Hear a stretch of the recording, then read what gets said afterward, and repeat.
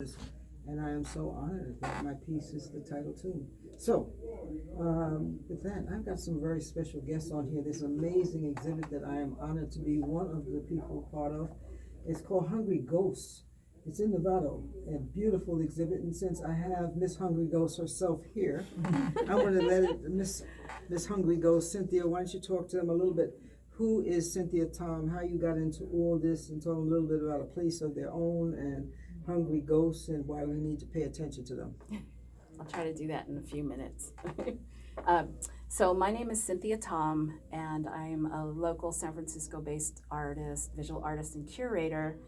And the show that Avacha is referring to is called The Hungry Ghosts, and it's art that explores the intersections between your chronic heartaches and how you find resilience.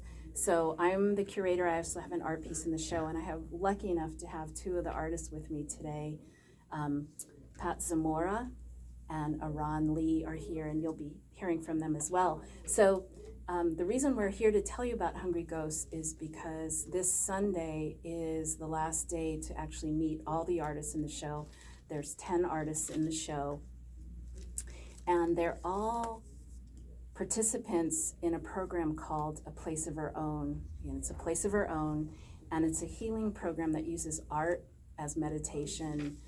We learn the chakras, and we learn different perspectives, thinking about our family trauma from a very high up perspective, looking at what happened to our families when they left the root countries that you're from. And that's what's in Hungry Ghosts. It explores family patterns of trauma. And I'd like to thank all the artists in this show, really courageous women. They're all ancestral family pattern shifters. So they're doing work that gets families to think about their lives differently. And if you come to the show, you can talk to them about each of their pieces and get inspired to look at what patterns in your family still cause you heartache and where did they come from. It's not from your parents, it's from your grandparents, your great-grandparents, and again, what was happening in the country they were from when they left and moved to the US. So I'm going to tell you when the last day to see us is. Again, the Hungry Ghost Show. The location is Marin Museum of Contemporary Art. The Marin Museum of Contemporary Art, we call it Marin MoCA, and it's in Novato. The address is 500 Palm Drive in Novato. And there's actually public transit getting there. Avacha actually takes public transit to get there, including a train that stops less than a block away. So the kind of art that you're gonna see in Hungry Ghosts, it's September 15th, Sunday, from 2 to 5. Our artists are gonna be there from 2 to 5 this Sunday, September 15th. And at 3 o'clock, both Avacha and another fantastic artist in there, Reiko Fuji, will be talking about their work directly. And again, you can meet the other 10 artists that day. So I'm going to give you an example of one of the pieces in the show by Irene Wibawa. She's Chinese-Indonesian. She moved here when she was 13. I think she's in her 40s now. But she created a piece called The Bird. And it's this life-size papier-mâché bird with the bird cage broken free at the top. And what she wanted to do was look at the patterns in her family that locked and incarcerated her great aunt in a mental institution and just left there till she passed. So what Irene's piece is doing is giving her aunt acknowledgement that she matters and giving her a voice with this. So that's the kind of, it's actually a really cute piece to look at, but the intention is powerful, and everybody's intention in there is powerful. Everybody's honoring their ancestors to break patterns of trauma and move towards a life well lived. So one of the artists here today is Paz Zamora, who's gone through the program A Place of Her Own a couple of times, but I wanted her to talk about her piece that includes the 7 chakras and 7 collages and 7 generations in your family. Do you want to talk about how you thought about that? Sure. A lot of what resonated most, this is my second year going through the residency with Place of Our Own, and what resonated a lot with me was the family patterns, because I began to see like I was part of this bigger forest, and that you're not going crazy. There's things that are happening that have happened before, and if you don't understand that, you cannot heal. And if you're not healed, you're either hurting yourself or you're hurting other people.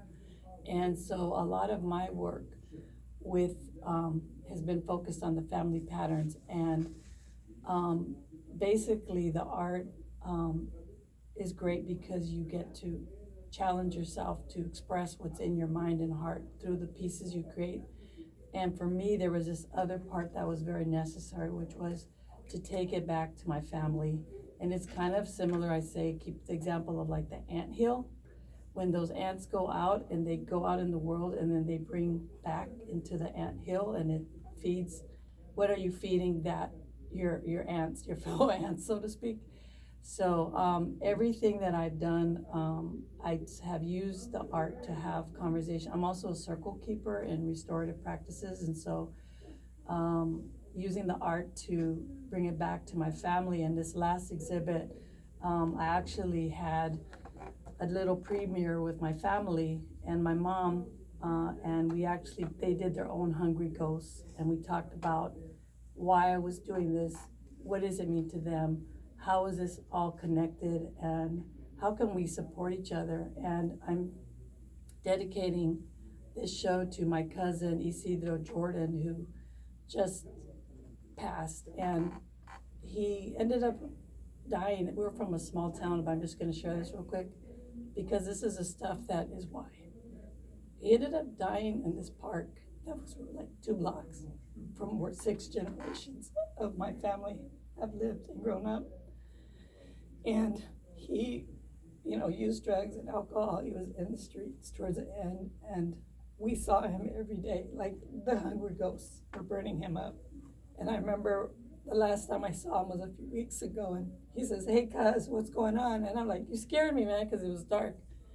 And then I went to him, and he was on his bike, he had the beer, and I just said, we talked about like the art, we talked about the show actually, and why I was doing it. I'm like, I'm doing this for me and for you, because we're all in pain, and I see you in a lot of pain, cuz, and I want you to know you're not alone. And so I'm dedicating this show to him because I feel like his life inspires me to why we do this. Yeah, so just to support Paz, it's incredibly difficult to be vulnerable. I think right now in the zeitgeist, we're talking about how vulnerability is such a thing, and it's kind of becoming this mainstream thing, but to actually do it in practice it's not that easy. But doing it through artistic expression is a gentle way of going to your shadow spaces and visiting trauma, and maybe even relive it to remind yourself what happened and to legitimize the trauma that we hold in our bodies. And I think what Paz was dedicating, I don't think that could have happened if she didn't sit with her trauma, do the residency with other sisters, holding that space for her. Because I think when you have a lot of trauma stored in your body, it kind of tricks you into thinking that you're alone and that no one else is going to understand, and it makes you feel ugly. And if you're not careful, that becomes a part of your identity, and you believe that trauma is you and it's your fault, and you blame yourself, and you carry that in the world. And perhaps your cousin might have been stuck with those hungry ghosts. So I think, for me personally, A Place of Her Own just planted so many seeds around my specific trauma. And let me tell you, in the beginning, I had a lot of resistance, and I think that's all part of the growth. You see it, you deny it, and then you sit with it, and eventually those seeds start to sprout, and you feel a little bit more confident. You lean on your sisters, and you realize, oh, hey, this can be turned into something beautiful. And that's the essence of what Cynthia and Maggie do in this program, and also the art shows. They meet you where you are, no matter if you're a well-trained artist or if you're completely ignorant to any artistic expression. they meet you and they support you every step of the way. So for me, as an artist, seeing these non-artists learn and grow, it was such a surprise for me to witness, because it made me believe that we're all born artists, and for whatever reason, some people really go into it, some people don't, but I think we all have that in us, and you kind of need a Cynthia or a Maggie to show you that, right? So it's a huge blessing. Yeah. Well, before you go any further, you just heard a different voice. You were hearing Cynthia and you were hearing Paz, but the nameless person, Marin, you do have a name. What is your name? My name is Ahran Lee. Thank you And for that. now the folks out there at Radio Landia know that you have a name. So, it's the journey is through everything from horror to beauty to what have you. And what they've done is turn this thing into something, one of the most beautiful, remarkable exhibits that you can imagine. And I can't speak for you, but I know that when I see something like we were talking about that kid in Bakersfield, see something horrible like that go down and turn it into something beautiful. For me, it's like giving birth to something, that's pure and what have you. It feels good, and not just for me, it feels good that I am being able to do it for someone else, and hopefully they get the message. What is it for you when you take this and you turn this, the tragedy into beauty? Yes. What is it for you? Well, so this is Cynthia Tom, and I want to mention my co-curators, Maggie Yi.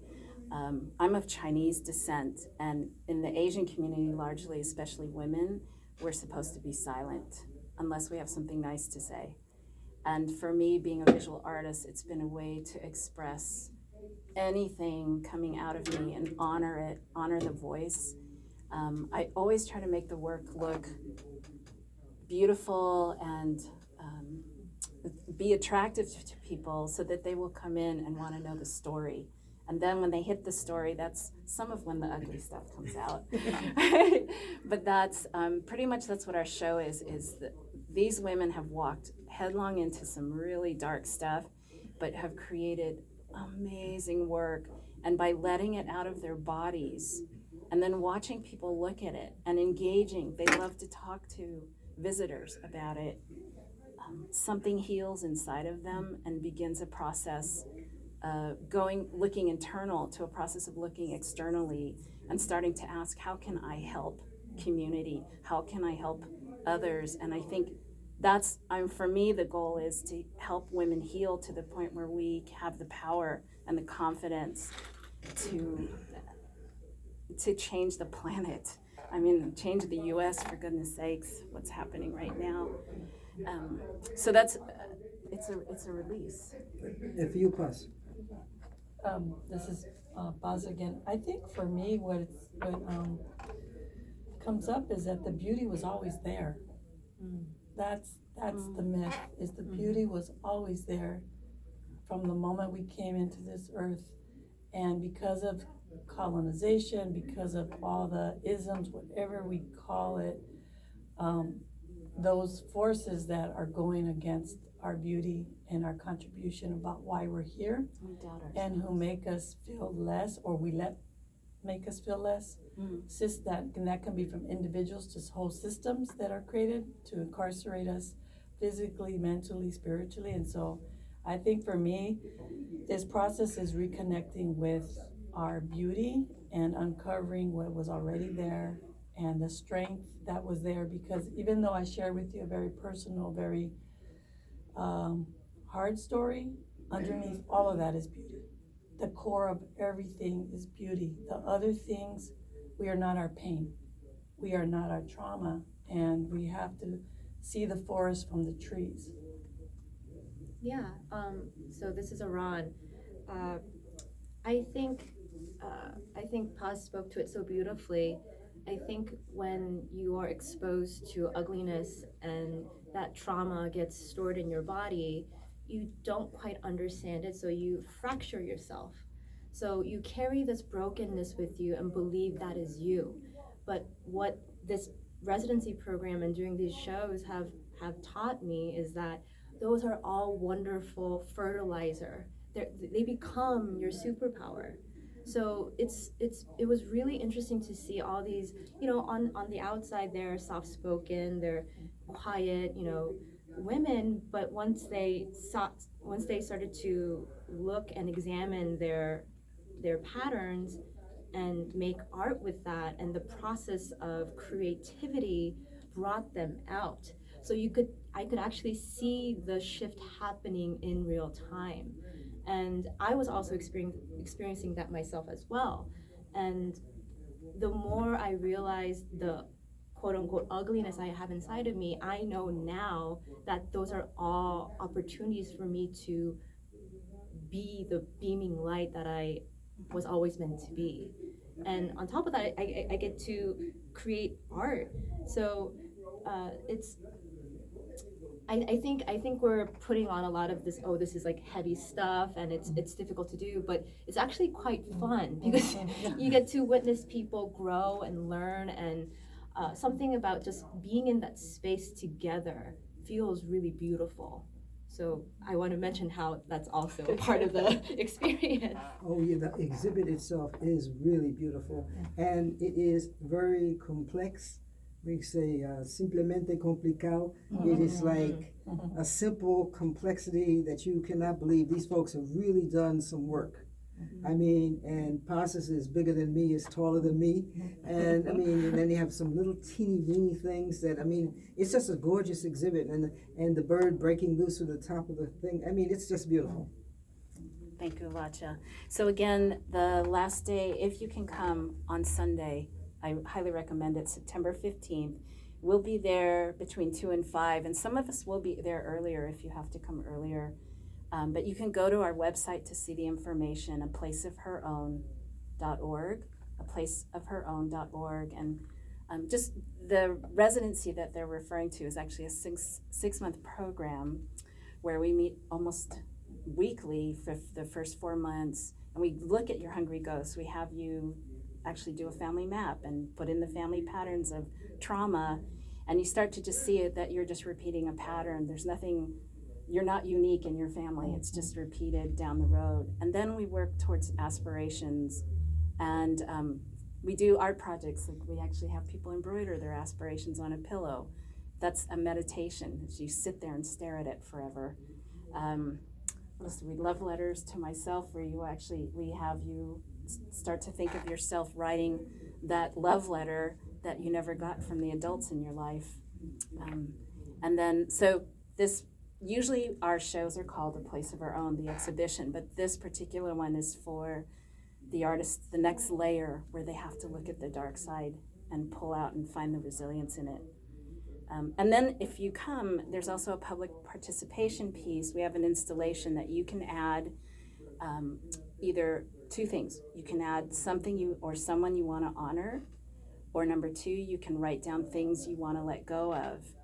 And the interesting thing is we've been back, you put them in these little scrolls in little tiny houses that was created by Maggie Yee and conceptualized by Mano Bogart-Wada and Reiko Fuji. And we've got hundreds of these notes that people are leaving, and we even have some heartbreaking ones from children, like, Daddy, please stop yelling at me. But we're excited that we created a container where even a child can understand the idea of letting something go and leaving it behind for us to take care of for them, or we'll probably have a ritual to let go of the hundreds of things. But so if you come, you can participate. It's called Wandering Home. So again, September 15th, Sunday, September 15th, Sunday, from 2 to 5. I personally will probably be there by 12 o'clock, and I think Avacha is going to be there early too. Oh yeah, I'll definitely be there early. And again, Avacha is going to be speaking at 3 o'clock, so come hang out. Oh, and just as a side note, when I was curious about joining A Place of Her Own residency, I had visited a previous Hungry Ghost show back in 2017, and visiting that show and meeting the women and seeing the work and being in that energetic space cemented my commitment to the residency program. I mean, you can go to aplaceofyourown.org and get that information, but being in the space really helps. So please come and be inspired. Well, I mean, we could go on forever, but I don't know if you have anything else you want to say, because I can ask you all kinds of questions, but you said a lot, and a couple of those things you said, you took my questions away. So anything finally you want to leave the folks with about why they absolutely have to be here? Because I don't think it's just healing for those of us who are involved in it. It's also healing for those who, like all those notes that you have in there. Yeah. I mean, you know, people went around wearing pain like it is a badge of honor. In fact, some people live their pain like it's a badge of honor and think that's the only thing they have to offer in life. And they wind up, you know, looking like they've been sucking on lemons and eating gunpowder and being mean to everybody on planet Earth. Yeah. And then you find out there's something else in there. And obviously, a lot of folks are getting that when they're putting these little notes in those little houses. Because I don't think anybody was made to walk around hurting all the time. No. No. And the only way forward is to help each other is if you can help yourself first. And I don't know. I think if you come on Sunday and make time, it's kind of an act of self-care. And for us, actually, for healing ourselves and helping other women heal, for us, it's an act of protest, especially in the environment we're in right now. Healed women is just like a big medal of honor or a badge of honor that we're protesting. Yeah, I mean, it's hard to find art exhibits or just even spaces where it's focused primarily on women of color and women of color narratives. So if you're curious about that and want to educate yourself, this is a perfect opportunity to do that and just support us, you know? Yes. Okay, well, once again, who, what, where, why, and when?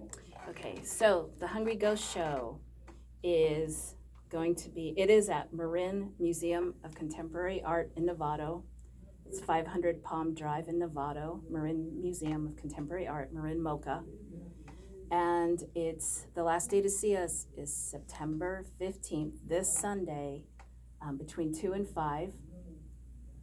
And for all the information, you could go to aplaceofourown.org. Aplaceofourown.org. Is there anything else, ladies? The great moment of silence. Oh, well, I'm really grateful that you showed up, and I'm very honored to be part of this, and we will see you out there. Sunday, folks, you need to be out there in droves, and maybe you'll have something you want to get rid of and put in one of those little houses too, Yeah. because it's really kind of rough to be carrying around a load of you-know-what that doesn't need to be in your system. So with that, I'm going to do this. I'm going to play a cut from the new one by Veronica Swift from her new album. I don't know what on earth that is, but something is making a lot of noise here. From her new album, Confessions, and the tune, I Don't Want to Cry Anymore. I thought it was perfect to end this That with. is perfect. Thank you. Thank you, Avacha. Yeah, I have no probably. idea what that is. It's a fire or a burglar alarm. I have no idea what it is. You know what? One of the things, Yes. they'll deal with it.